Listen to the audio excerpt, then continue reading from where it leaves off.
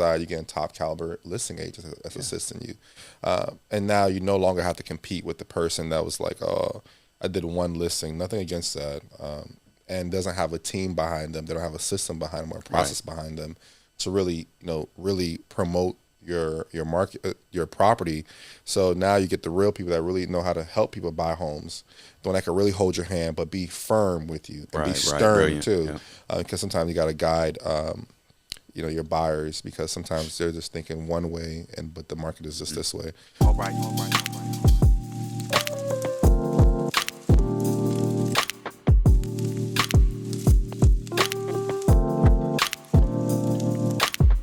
Hey, what's going on, everybody? My name is Andrew April. This is Full-Time Agent, the Blueprint Podcast. I'm here today with Jean. Mr. Full Circle. My name is Jean Guirand, also known as Full Circle. We run a firm that particularly deals in real estate, funding, and contracting. So if you don't already know, you'll probably end up knowing by the end of this podcast what Full Circle is in all its entirety. Yeah. What's good, my guy? Hey, not much, man. It's a beautiful day. I love to hear all that. So today on the podcast, we're just talking about what can we expect for 2024 in the Orlando market and the surrounding areas, and maybe talk about some hot spots. What we think, where we think people are gonna flood to. I know we're having a little offline conversation before we even got on here. It's going to be a lot of stuff happening in 2024. Now, keep in mind, as you guys are tuning and listening to this, these are just forecasts from our opinion and our expertise. It's just forecasting. Like, you always forecast. So just kind of give you guys that insight. Big point. So we don't want you to be like, oh, this is what's going to be concrete next year. Market is very, very volatile. Look what happened with COVID, right? So, again, full disclaimer. Yeah, absolutely. So you guys know. It's always the forecast, That's just the reality of it. But if you want to dive into it, man, let's dive into it, brother, and kind of talk about what next year really looks like. Giving it some real thought, I think next year is going to be it's going to be some savage stuff next year. And if interest rates keep up, and if they go down too fast, it's going to create a recession, in my opinion. That's just pure economics. But if they remain somewhat stable, we're going to really enter into a buyer's market, in my opinion. Because right now, I feel like we're right there. So I feel like going into 2024, we might really enter into a buyer's market, in just my perspective. What do you think? Yeah, I could see that. I could see that happening. I think it's going to be interesting. Hopefully, the rate doesn't drop too fast. I think they were saying it should happen in three different time periods throughout the year, similar to how it increased. Okay. But I agree. I think a lot of buyers are going to enter the market. So I've been telling people, look, get prepared right now. If they actually do get prepared. Yeah, right. So pretty much we're going to be in a whirlwind trying to get people prepared. And in the mix of it, if you listen to this podcast, do yourself a favor, get yourself ready. Like I forgot what coach always said it. Even Prime said it. If you stay ready, you don't got to get ready. Yeah, amen. And the opportunity's got to seize the opportunity when it comes. Like you got to seize the opportunity, especially in real estate. It doesn't wait for you. The market does not wait for people. If anything, you wait for the market. You buy real estate and wait. So if anything, get ready. So if you got credit issues now, fix that. But let me not get off track. Yeah. Go ahead. Absolutely. So where do you think these new buyers that might re-enter the market are going to go? I've got a few friends that have been moving over into Sanford, like three different folks. Yeah. We'll get into hot spots. I think next year's market is going to be a market where we're going to come to like this equilibrium part of the market. I think where we're right where sellers want to be or right where buyers want to be, and if the interest rate go down, it pivots buyer. If it goes down, if it goes up, it really pivots to the buyer. If it goes down, you're going to have more people want to sell their houses because now they can get more because the interest rate went down. Yeah. So it's just you're at this equilibrium part of the market where next year you just got to be able to be patiently waited out. But I do think it's going to be a dog-eat-dog world next year for buying, for agents. It's going to be brutal next year, in my opinion. Yeah. And that's just my – I see it now. Like I see houses on the market 60 days. Yeah. I'm throwing cash offers on houses that have been on the market for 90 days, 128 days. And I think that a lot of listing agents right now are doing their client a disservice and not really educating them. Or the client themselves are just so gun-ho on this one price, and they're like literally destroying the value of their property without even realizing it, because the longer it sits on the market, we all know what happens. Yep. That whole psychology of the buyer starts to get into play. Yep. Well, it's been in the market for this long. So I want a deal. And then you start wanting to drop that price. Yeah. So you dropping. And I just think where we're going next year is in real estate, don't get me wrong. I'm not saying that we're going to have like a storm. I'm just saying it's going to be very brutal. You're going to be very intense. It's going to be a market where if you're not careful, you can get sunk in. Yeah. So that's what I would say. Yeah. What do you think? Look, I really think very much similar. I think as the weather warms up, we already know during the holidays, the listings are normally a lot less inventory out here on the market, right? I think as inventory goes up, as the interest rate goes down, as inflation slowly drops for folks, Americans are going to start feeling like, life is more affordable. Those conversations are going to continue to open up, and more people are just they're going to feel like it's time. They're going to feel like it's time. And so what happens then, hopefully there are some astute realtors and astute lenders ready to put people in good positions to get into homes. I like that. My guy said astute. Yeah. I like the crazy, vocabulary. You're crazy. Yeah. I think you definitely hit on some good points.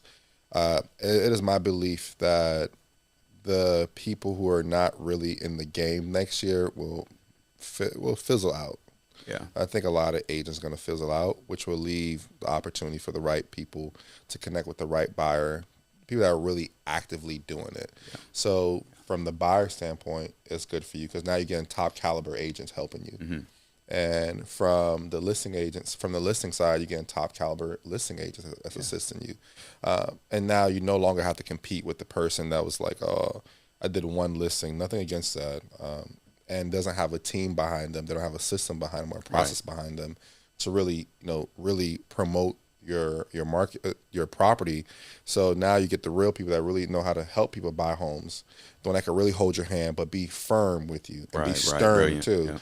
Because sometimes you got to guide, your buyers, because sometimes they're just thinking one way, but the market is just this way. So next year, the market is going to be the market. And I think the market's going to be the market, man. It really will, though. Yeah. I play in the market as it gives me whatever it spits out. I watch it. It's kind of playing a game of chess. You just got to know what next move you got to make. Yeah. So I'm just waiting to see what move I got to make. Sometimes you take a little bit more time on the clock before you hit that ticker, before you move. Sometimes you know where you want to move, you boop, boop, boop. So, well said. So it just depends on how you want to move on it. Yeah. So, but I really believe that if you're ready, the opportunities are going to be ready for you. The right house. So, but I want to just chat a little bit about, you hit something on as far as hot spots. Yeah. And I think Florida itself is I think Florida's a magnet.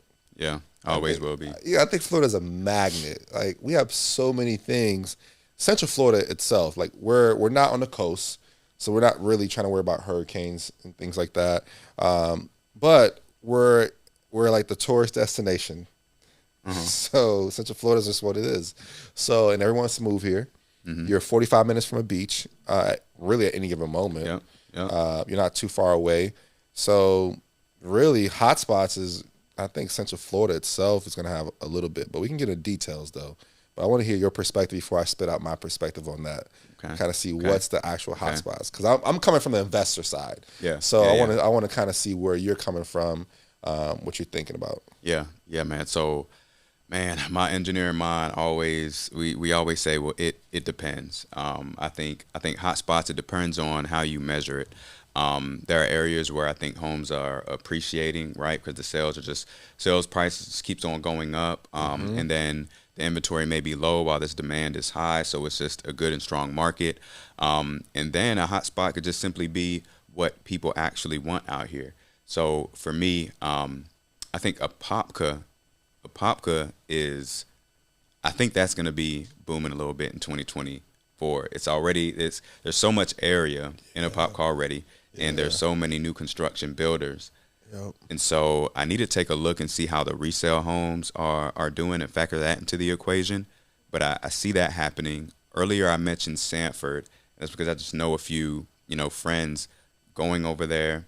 They continue to build up some of their infrastructure. Like there are more coffee shops going in. They're creating little vibes of their own. So it's like a boutique Winter Garden, but it's not there yet because Winter Garden is like Winter Park, in my opinion. Winter Garden's not fully there. But I feel like Sanford is kind of creating their boutique Winter Garden atmosphere over there. Yeah, and more affordable, right? So folks, my age, we can jump in there and start living our lives. It's crazy, man. For all my Sanford people, they probably know what Bo-Key mean, so they probably know what that means. But people didn't want to be in Sanford, man. Like years ago, like I'm not moving. They're like Sanford. Yeah. They're like I'm not moving to Sanford. You live in Sanford? Mm-hmm. Now it's like, I can see that. I live in Sanford. Now it's like this. I live in Sanford. Yeah. The tone has changed. People used to say the same thing about Claremont. You live in Claremont? What the hell is that? Yeah. Even worse. It's like way out you there, live in right? Groveland? What the hell is that?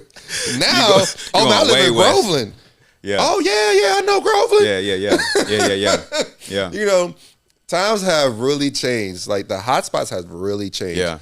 You hit on a key point. Sanford is one. Apopka is definitely one.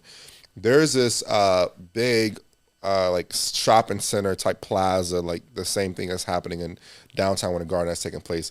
I don't know the name for it, but by the time we get done with this, it'll probably pop up on the video. But there's a big plan out there. You have all these builders that's out there, DR Horton, all these builders that's just building crazy, going all the way up to Zellwood. So if you really think about it, Apopka is going to be an emerging market. That's really a hot spot. Yeah. Lakeland is a hot spot. Yeah. Yes.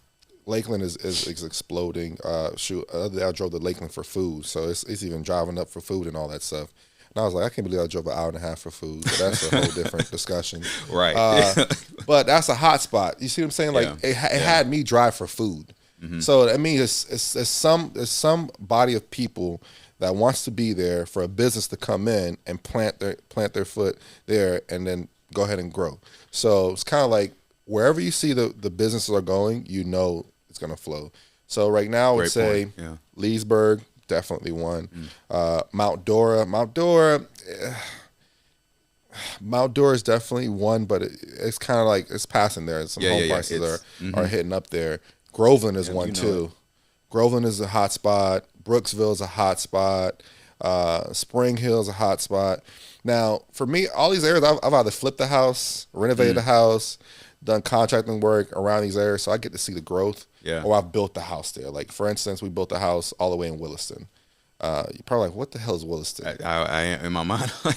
So, but that's a growing spot right now that's developing. It's a rural area. Yeah. You're probably getting homes for about $250 right outside of Gainesville, not too far away from not too far from Ocala. So people from Ocala move in there, people from Gainesville move in there. You're like right at the center between both those spots.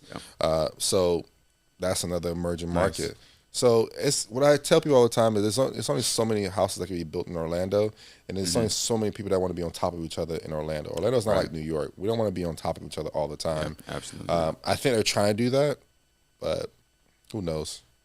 But these are the hotspots I think, in my opinion. Yeah, earlier you mentioned, so we talked about Claremont, and folks have known about Claremont for a long time, even though before it started kind of booming, it was the conversations were clear what? Clear who? Yeah, like orange groves? Right. And then you got the Mount Doras, which, I mean, it's definitely not oversaturated, but folks know about Mount Dora. It's a beautiful area. People want to be there. I think Tavares, for that reason. Tavares. Yeah, sorry. Tavares he's all good. is kind of... Mineola, too. Mm-hmm, right. Mineola. Yeah. People are kind of flocking over there because it's in between these very popular areas that people have saturated to, but it's a little untapped.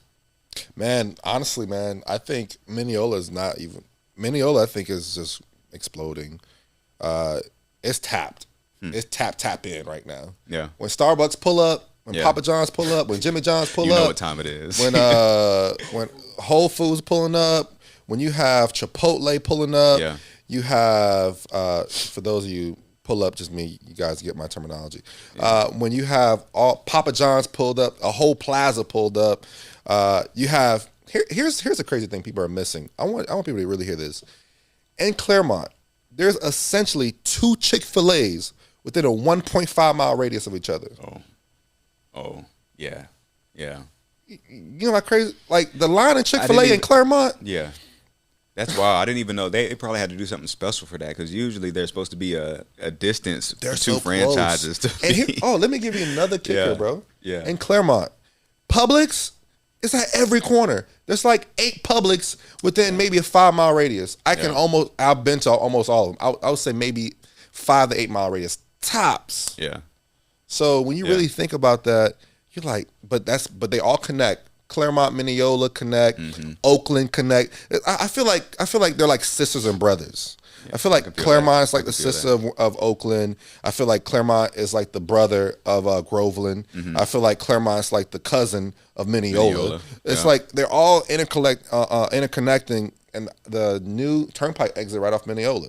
So it's really that area. If you can get in that area, I feel like that's like the new Winter Garden, in my opinion. That's just it's gonna go. And it's on that side. Oh, so they just put a Costco there, so we feel bougie in Claremont. We bougie in Claremont right now. We got Costco. My boy said we're Costco. Not even with the Sam's Club. We're with the Costco. We got to put the Costco card. Premier. Premier. Come on.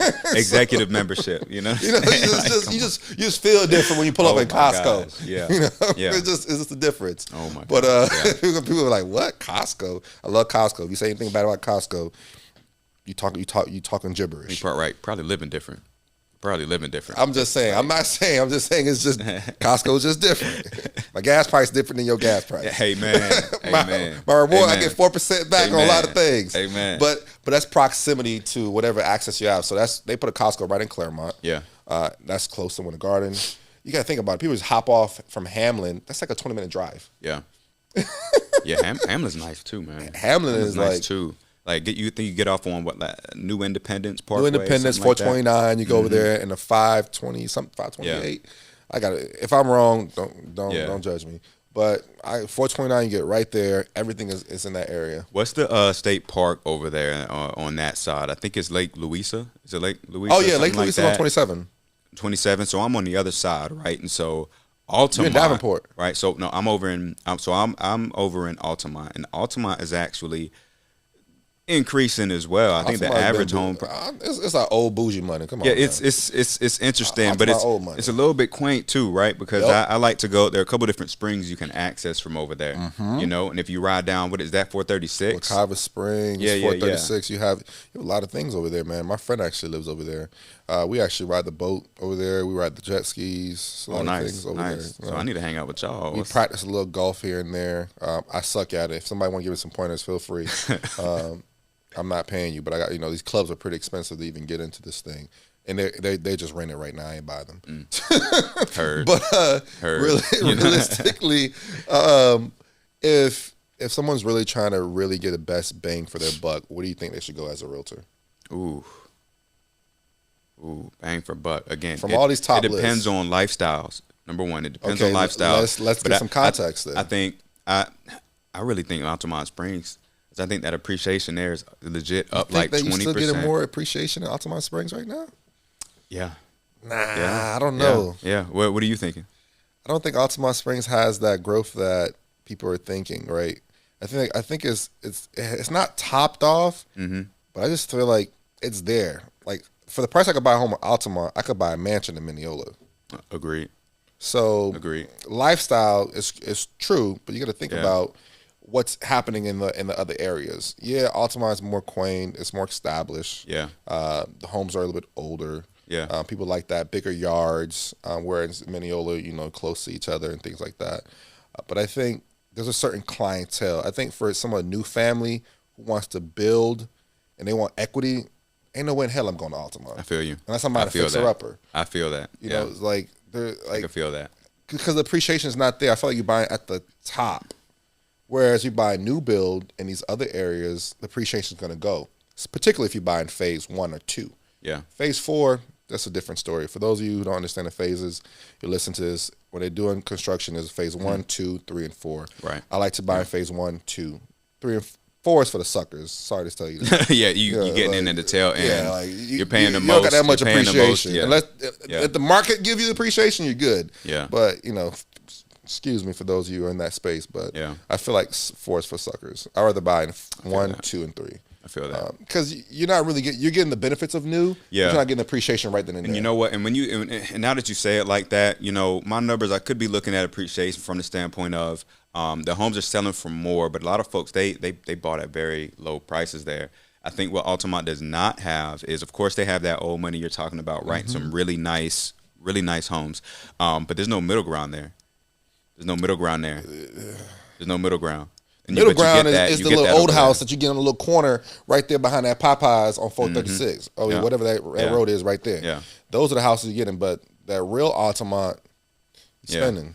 Absolutely. The real deal Altamont, you're spending some money. Because Altamont really connects with Maitland, and Maitland really connects to Winter Park. So it's kind of like a chain effect. So that's like that money's just driving up, and then that all kind of ties into Oviedo. So you kind of like everybody's going. That money is just flowing. Right. Where at Claremont, you got new families coming in. You know, working family. You know, getting established more. You want to get established. You want to go somewhere that's new because. I like the way you put that too. By the way, that flow. Because you're absolutely right. Like it's like if you're a brand new family, you know, you don't have too much saved up, but you want to get into something. Start in Altamont, start moving. You know, Maitland. I used to live in Altamont. Winter Springs. Really? I live in Altamont. I went to Groveland. Wow. Yeah, like people were like, I'm gonna buy a house in Altamont. It was like $340,000. I looked at my wife. I was like, hell no, we moving to Groveland. $140,000. That same house was $140,000. We end up selling it for almost $240,000 later, $100,000 equity. Where else are you gonna get that? And then I use the USDA program. So for new families trying to grow, you really want to build your net worth. You want to go where hot areas, these little areas that you could build your equity. Yeah. I don't like buying real estate without equity. Yeah. I'm the investor in me. Yeah. I'm not buying no equity. Like the regular mass public will buy because they're buying off the emotions, the look, the feel, because it's home. But I really think that home is wherever you make it. That's just my perspective. Preach. So I don't necessarily want to be tied down to a property. And the only reason people tie down to property is because of kids. Yeah. Yeah. If it wasn't for kids, like think about it. Yeah, you don't want to move them out of their schools. Yeah, like if it wasn't for that, associated with it. Yeah. For me, I'm playing the end game. Like, how much equity would I have converting from one into another? But that's genius. Yeah. So, I mean, hopefully you guys got a lot from this episode. I don't know, but no, this was great. Yeah, we appreciate you jumping on. Oh man, anytime, man. I always say, man, anytime you want to get some content, some value, I'll ask as much value as possible. Oh man, you definitely did. And try to give people some knowledge from my perspective. Everything is just from my perspective. I always frame that because people are like, oh, no, this is my perspective of what I see, and you might have your difference in opinion. I'm more than happy to like that. I like to have discussions with people in difference of opinion because we're all not the same. So. But I definitely appreciate it. I think you guys are doing your own thing. Full-time agent, I like that because nothing against the part-time agents. I do got some, man. I think full-time agents is good to go. I think part-time agents need to be on a team base. I just feel like it's better for the client because the flexibility that the client needs. I feel like a lot of people don't get that with a part-time client, part-time agent, I should say. Yeah. So I think full-time agents are definitely going to dominate next year, 100%. Absolutely. I think part-time agents are going to be forced to leave the market or stay and just do referral base to full-time agents like yourself. Yeah. So either way, it's going to be a lead magnet for y'all anyway. So I guess this is the blueprint now, right? Yeah, full-time agents, hey, you don't want to deal with it, refer it out. Come over here. We got you, Well, man, I definitely appreciate it, man. Let's do this again. And I always tell people all the time, man, how do you turn your dreams into deeds? That's my whole vision and mission. Turn whatever's up here and make it to a tangible deed. That's what real estate's all about. I love it. Hey, man, well, thank you again. You got it, my guy. Appreciate you. Yes, sir. And that's a wrap, folks.